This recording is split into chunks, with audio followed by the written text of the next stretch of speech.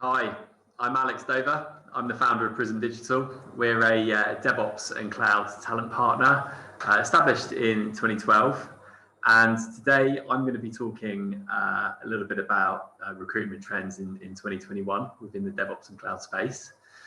A little bit of background on me. So I've been in the kind of hiring space in the DevOps and formerly infrastructure world since 2005.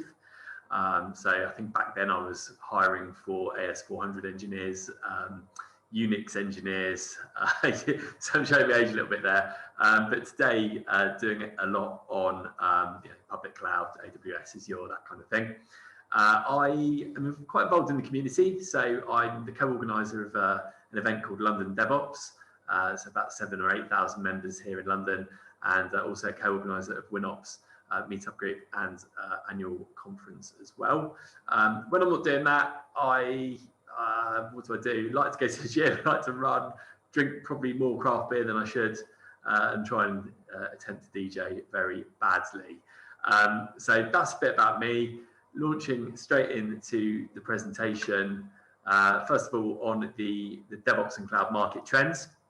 So I just want to do a little bit of an overview on really what we're seeing technically as a consultancy. So focusing on three key areas. First of all, the public cloud. So massive area that we're involved in terms of actually putting people with public cloud skills into work and helping clients find talent from engineers with public cloud skills.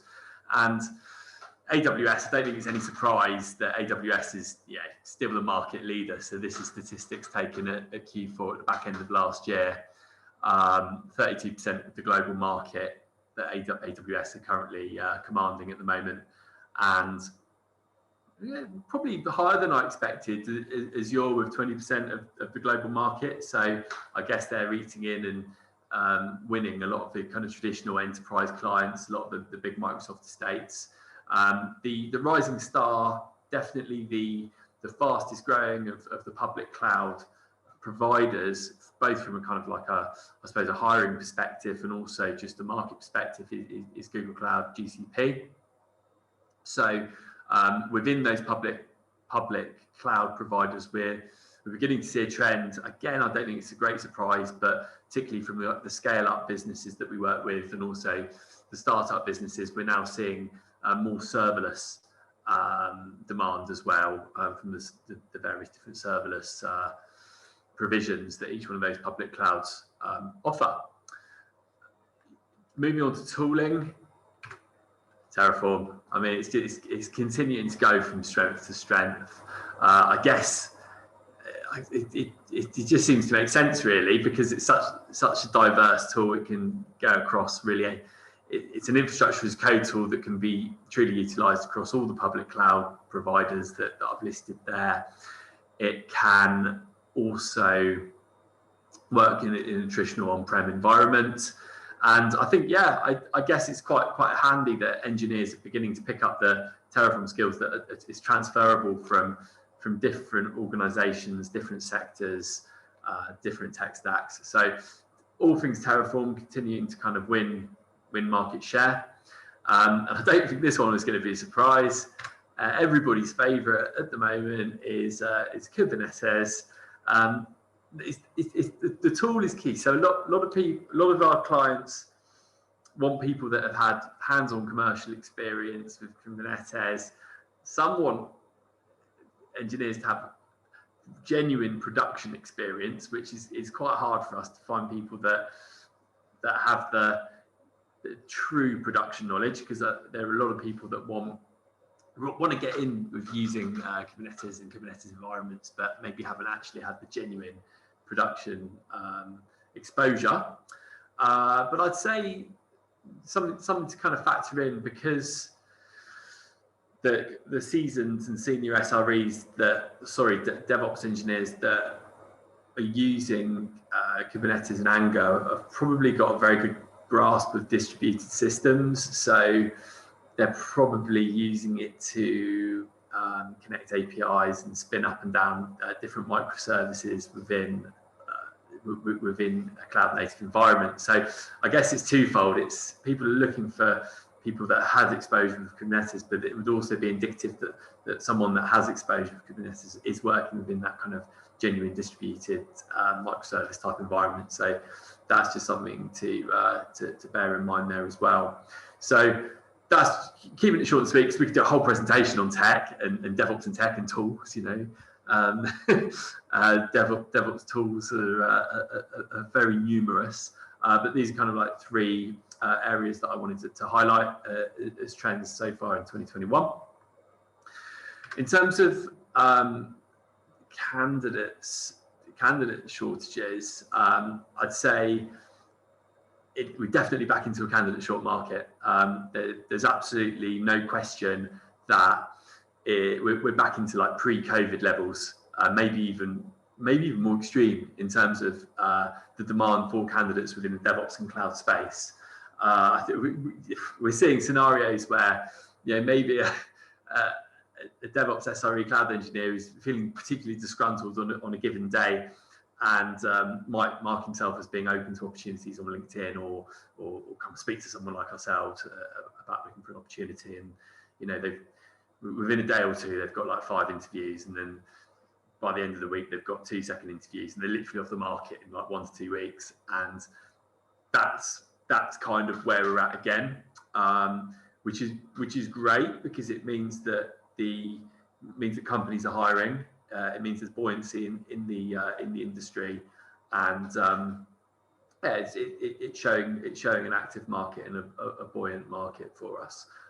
Maybe slightly frustrating for businesses and for hiring managers who are feeling the pinch by struggling to get access to the diversity of candidate that they might be looking for, but we talk about that later, and that's what I'm here to help hopefully with that today. A few stats: 93% of hiring managers report difficulty in finding open source talent. That's stats from the back end of last year from AI Authority. I love that name. From our perspective, from a Prism digital database point of view, 90% now of the customers that we were working with in 2020 are actually hiring again, or have intentions to hire again this year. So there's definitely, we can't deny there was a hiring freeze for a lot of our customers with a lot of industry sectors last year, but things are very much full steam ahead again now. Investment in UK fintech businesses, I think so. I love that stat that the investment is like the combination of 4 of the biggest rivals in Europe. So that's good. That's positivity for UK PLC. And in conjunction with that, to emphasise the kind of skills shortage that we have here in the UK, is 42% of workers are actually from overseas.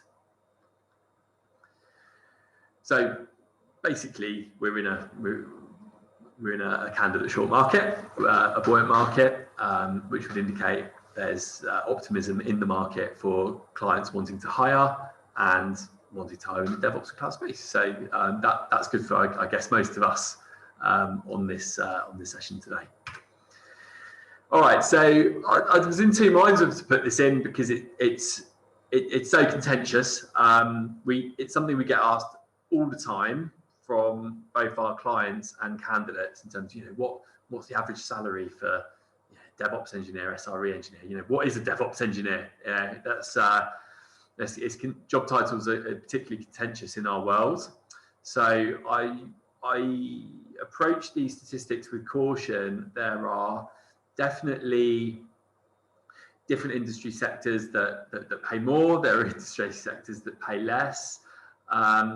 I'd say, as a general note, salaries did not decrease last year within the DevOps and cloud space. They remained as they were in the buoyant times, and I would say that they're increasing so far in 2021. So whilst roles were put on hold, salaries did not reduce within our market.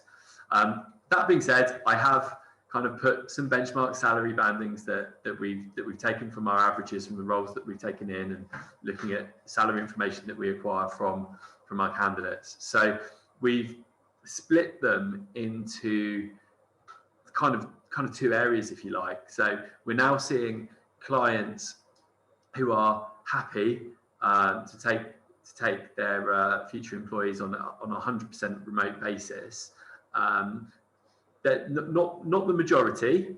I'd say still by far the majority of our clients do want to have their employees on site in some capacity. And I think in this instance we put 3 days a week in the office. And I think with that, with the more flexibility, with clients being open to take someone on at 100% remote, gives them the option to essentially take people from outside of the southeast. So I should say incidentally that these kind of salary bandings and grades are based kind of on the London and southeast area where Prism are based and where most of our customer base is at the moment.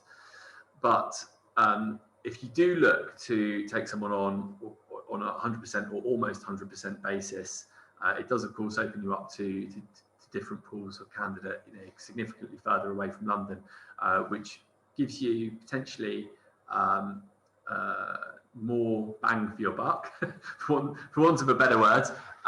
Salary expectations they are lower outside of London. So with that comes potentially lower salary bandings that will be more appealing to prospective candidates. So yeah, the market's changed. There's salary bandings, I would say, have not decreased. They are still very akin to where they were in 2019, but the major difference now is there's more flexibility about where people can work. All right, I think that kind of covers my kind of background on the market and where we are at the moment. I'm now going to move on to bearing in mind what I've said about the fact that it's such kind of like a candidate-driven market, and clients are struggling now once again to get good quality engineers. I focused this next kind of chapter of the session on how to hire a great DevOps engineer. So the majority of my talk is on this. So if you're a candidate looking for work, I guess this is still relevant because you can see it from how it is from the other side, but definitely this is now focusing on how clients can best attract talent into their organizations. So benefits. I mean, with remote working and with pretty much for over a year now, remote working, a lot of the traditional benefits of null and void, like season ticket loans, free fruit, or what have you. So what I did is I had a little look at some of the big players to see what benefits they're offering now in 2021. So it's all about flexibility. Some of our more successful clients have actually not only are allowing flex with remote working, but also flex with time of working as well. So a lot of it revolving around kids, right? So kids going to school, the ability to actually, we had one guy that we placed last week that was from Italy, and he was keen on maybe spending the majority of the summer back in Italy during the school holidays, and would that be okay for him to work in that instance from Italy? And the client said yes, and I think it was what got them over the line in having the candidate work for them was their flexibility with that, which I thought was really interesting. Spotify, we mentioned here. So I mean, they're taking it to the extreme, right? So you can work in the office, you can work from home, or if they don't have an office in the country where you want to work, they'll put you in a co-working space. So it looks like they're literally doing all they can to accommodate. Hotjar, they're a 100% remote-based organisation, but to kind of compensate and to keep the camaraderie together, they have kind of regular meetups. They have kind of kick-offs, I think they call it, for new starters to kind of meet kind kind of virtually together. I mean, I must say, I'm a bit dubious about 100% remote working long term. I do think there's a huge amount of merits, both from kind of technical and personal perspective, in terms of actually working as a team, particularly within DevOps, right? It's about collaboration, it's about breaking down doors, it's around speaking to kind of the non-IT business units to get stuff done.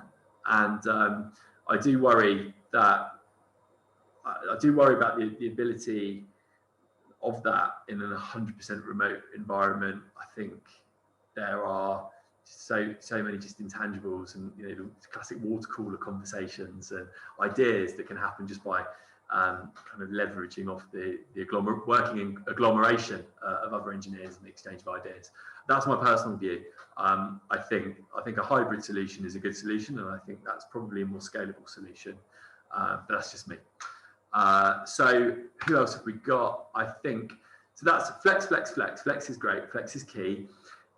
If we're not talking about flexible and remote working, we have things like money for equipment. So when you are working from home, I think we're looking at Google and Facebook give you like a bursary or a subsidy of 750 quid to set up your hot desks, or you get yourself a fish tank, whatever you want. Another company I haven't listed on here called Travel Bank. They give you like £100 like monthly allowance for, that could be for Deliveroos or going to just general groceries, broadband, what have you. Twitter also pay for their staff's broadband now. Yes, I mean some quite innovative stuff in terms of benefits, which has been great to see. I've seen employers give employee gift boxes, yeah, just because. And some of the smaller organisations, the more kind of personal organisations that we work with, have even provided done these like really on a personal level within individual things like dog or cat treats and things like that, depending on who the recipient is. And then we have health and fitness. So here at Prism, we use a lady called Michelle Flynn. So if anyone's interested in that, I can give you a referral. I'd highly recommend her. So she's helped us with things like all kinds of things like diet, sleep, exercise, breathing, mindfulness, particularly with working from home for long periods. That's been so beneficial for me personally, and I'd like to think the team as well. And then of course all the fitness aspects as well. So yeah, a lot of changes on the benefits front that we've seen. The remote working, for those interested in the sentiment of remote working, I think we did a survey, and 77% of the people we surveyed said that they wanted to work home 100%, which I thought that was astronomically high. Maybe that will decrease, but I've put a link there to our remote working survey for those that are interested. All right, so continuing with advice on companies to hire the best DevOps engineer, covered benefits and perks, flip them up, switch them up, adapt. Now getting to the kind of job description of what you're looking for. Say what's required, what's really required. So don't make your job description a wish list of everything. Don't be realistic. Be realistic. Just what are the genuine non-negotiables? Does the candidate you're looking for need to script? Great. You know, do they have to script in Perl? Probably not. Surely, you know, any scripting language will do. Same with configuration management tools. You might be using Ansible. Do you have to have Ansible? Would Puppet be okay? Would Chef be okay? Would Salt be okay? Again, let's make that clear in the descriptions. Don't just make it a wish list of what you want. Make that more open. Write what you're offering to the candidate. So it's a pitch. It's why would the candidate want to work for your organization, not what you want. You know, it's all about selling and articulating your organization as a fantastic place to work, not just from a technical perspective, from a cultural perspective, career development perspective, the whole works. Never publish an advert without salary. Just don't do it. You just won't get, you'll get like 5% of the response that you do if you put a number on it.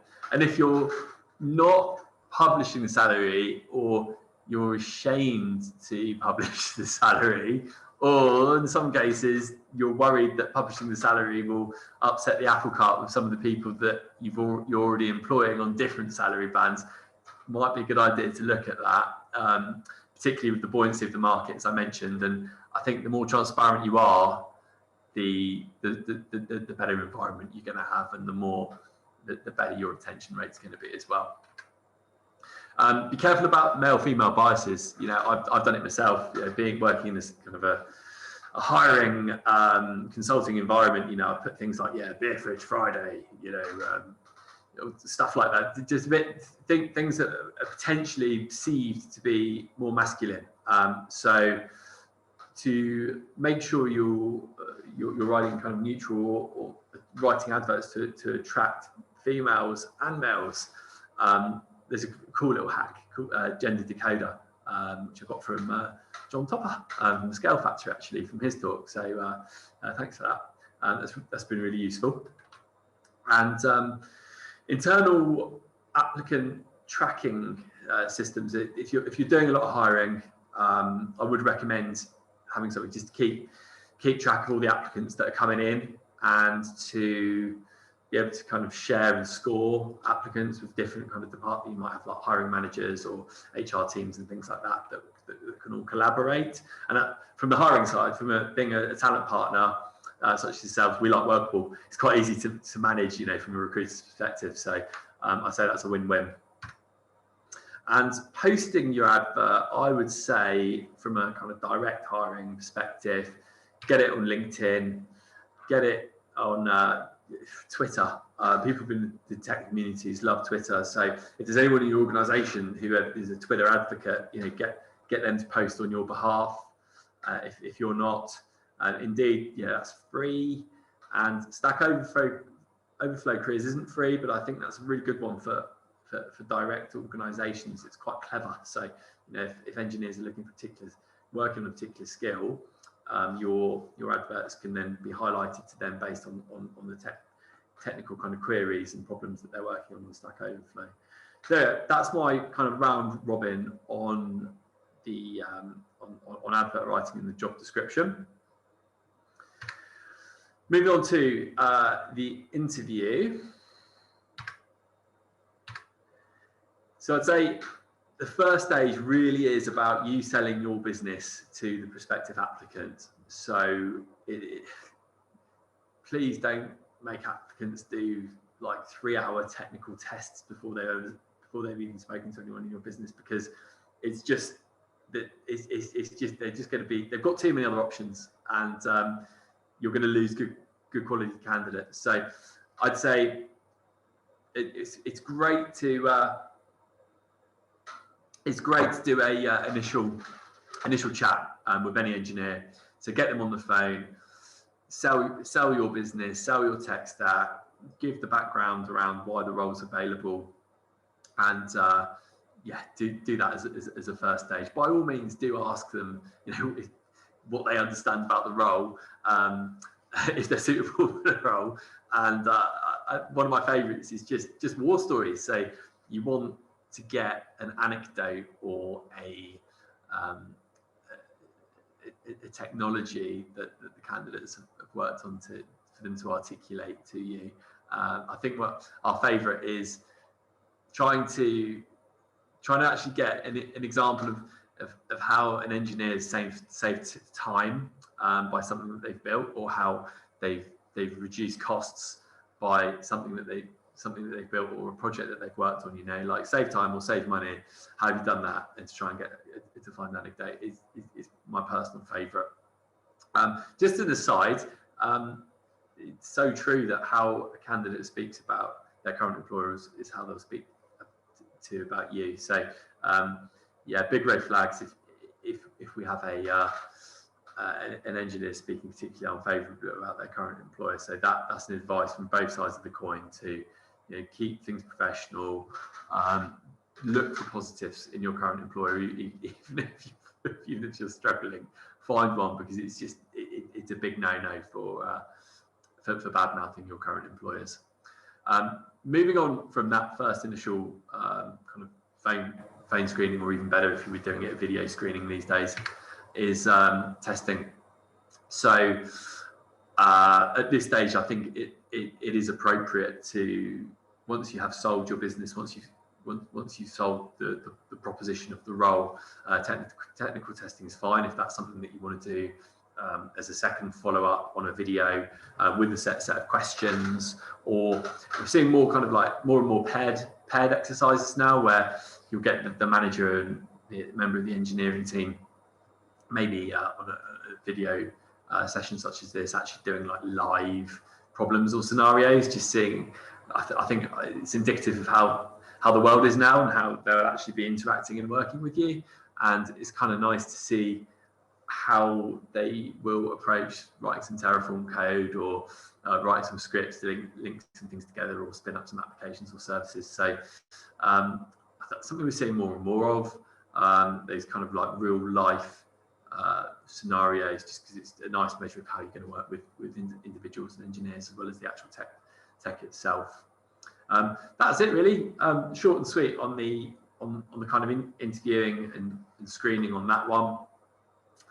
The next step I've got to kind of boost your company profile to get engineers is get yourself out there. You know, get your team, or get your company's profile made public. So a big one for us is meetup.com. There are so many meetup groups. London DevOps is one. Other DevOps meetup groups are available, and I think aligning to your tech stack as well. You know, there's AWS meetup groups, there's your meetup groups. All the DevOps tools have meetup groups that are pretty active. So that could be a really good place to kind of investigate. Either you could do all kinds of things. You could offer to chuck a couple £100 to meet up to sponsor an event, or to provide in real events like actual pizzas and beers, or these days like virtual. I think we have people coming to offering us kind of Domino's vouchers for people that attend, which is kind of cool. So you can get your takeaway whilst you're doing a virtual one. Or of course you could host the events at your office. You could get members of your engineering team to actually present as well. It's unlimited really. If you're an employer that allows the technical teams to attend meetups and to take time out of their working day to go to conferences, that's a big selling point as well. So I think candidates will really value that and want to work for a kind of organisation that would allow that as well. Next in kind of just moving on from the conferences, if there's also budget that's actually assigned for training, if budget's a bit tight, let people have some time within their working days to keep hot on the tools and keep hot on the latest tech. Wherever possible, I would advise letting engineers choose, you know, what they're interested in, as long as it's aligned to the company's direction and company's tech stack. I'd say give the prospective employees as much kind of choice as possible in that area. And I've just put some of the popular certs. We've got more information on this. The slides, of course, will be available, and yeah, we can help. We've got all manner of certs actually that we offer our placements as well, that I can help you with. General hiring tips. So I've got a little bit of a round robin. Say, give the purpose of why you're hiring. Know the career development plan. So is that where's next for this individual? You know, where's next financially? Is there a hierarchical job title route? Is there a management route? Is there being an industry expert route within the business? You know what that is and articulate that in the interview. So it's amazing that a lot of organisations just forget or don't promote that enough to the engineers. So a roadmap for career development from an engineering perspective, financial development perspective is key. Be watertight on what the role is. So don't give false expectations. You know, if you're not going to be implementing a particular technology, don't pretend that it is happening, because you just end up losing that engineer if that's why they're joining your organisation, to get exposure to that tech. To know what it is, stick to it, stick to your recruitment process. Move quickly, please move quickly, because these engineers, as I said earlier, are getting opportunities within days, 2 weeks, they're gone. Know the process, speed is key. I think I said that one already. I jumped ahead of myself on that. What we're seeing with IR35 changes coming in April, sorry, I've said the IR35 rule, some companies that have got absolute blanket bans on taking on day rate contractors are actually managing to get fixed term contractors signed off from their business units at higher salaries equivalents to permies, you know. So instead of £500 a day budget for a 6-month contract, then I don't know, they may be getting like, well, we'll do a 100k pro rata DevOps engineer. It's a bit, it's a bit of a shame because the permies probably aren't on that much, but I suppose, you know, it's one mechanism to try and open up a different kind of talent pool and resource. There is a place for hiring internal recruiters. In many, there's a bit of a competition to what we do as a talent partner, but there's absolutely a good internal recruitment team. If you're doing a lot of hiring, could make sense. Talent partners are also, Prison Digital is one, others are out there, are a good way to go. I would say if you're going down the talent partner recruitment consultancy route to help you with your hiring, to choose one that really is in a genuine niche. So for us, that's DevOps and cloud. Yeah, it might be you're looking for Java developer, whatever, but find one that does that all day long, that will have the top 5% of the market, would be my advice in that respect. There are conferences. A good one is Silicon Milk Roundabout that I've seen. That probably quite labour intensive. So you would take definitely you'd have to get a stand, you'd have to get a booth, and you know, take a Sunday out. But it's a good. It looks like a really good event, so I'd recommend that one. Build a pipeline of junior talent, right? So DevOps and cloud, the talent pool is so scarce. So start junior and nurture your own. Hire on attitude, trade on the tools all day long. All right, so the majority of this presentation was on helping organisations attract talent, but I've got a couple of quick slides for talent looking for roles in the DevOps and cloud world as well. Same applies with the organisational side. Get yourself involved with tech talks, get to community events. If you do talks, get them on your CV. So promote talks and conferences that you've been to. References are, I went to Velocity and I saw Mandy Walls talking about XYZ. You know, be specific again, be anecdotal, and that'll get you further. Join the communities. GitHub.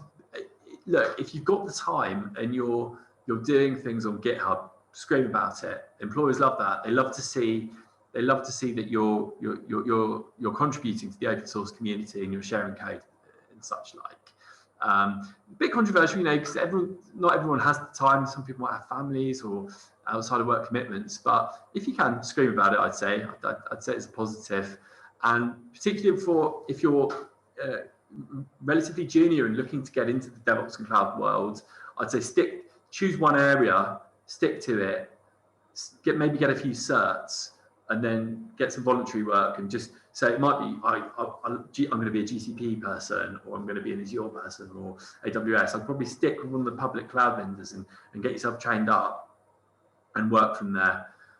That was it, short and sweet on that one. A couple of no-nos. Don't vape or don't smoke on a Zoom interview, because we've had quite a few of those, believe it or not. And even when we ask certain candidates, please, you vaped on the first one, because you not vape on the second one, and they did on the second one. They didn't get the job. So don't smoke. Just Zoom etiquette, really. Be presentable. Just make sure the lighting's good. Make a bit of an effort just to get the environment set up right for Zoom. I think just basics really, but I think it does go a long way. Getting to look, the final section. Visas and EU regulations is a bit of a rabbit warren. I'm not going to go into too much detail on it, other than to say change is coming. You know, I've mentioned the C word, the COVID word, now the Brexit word. So yeah, we're moving on to new times. Essentially, after July, there's going to be a new kind of visa coming in. It's been in the press with the how particularly with an emphasis to fintechs, and there's going to be kind of more maneuverability of workforce. So there's going to be points-based system imminently coming in for high-skilled workers, of course, within the IT and technology space. That would classify. And yeah, I mean, I'm not going to say too much more on it, other than, you know, change is coming, and let's hope it for the employers' perspectives. It will allow us more access to more talent, because it's needed, very much needed here in the UK. And I would steer you to our Prism page, our blog site. So we have, if you go onto prism-digital.com /blog, I think it is, but double check, we've got our thought lab there. And then if you register to our newsletter section, you get the monthly reports from me. You get the kind of like my monthly kind of like synopsis of what's going on in the market. And as soon as we get definitive news on what's happening with the visa situation, I'll be sure to let you and the community know.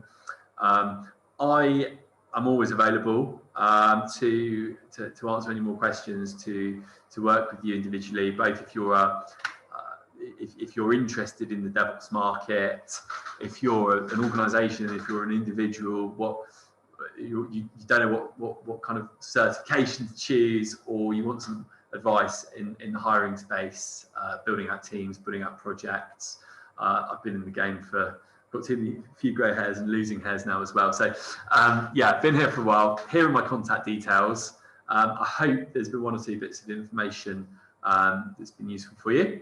And it's been a pleasure running through that, and all the very best. And I will say goodbye.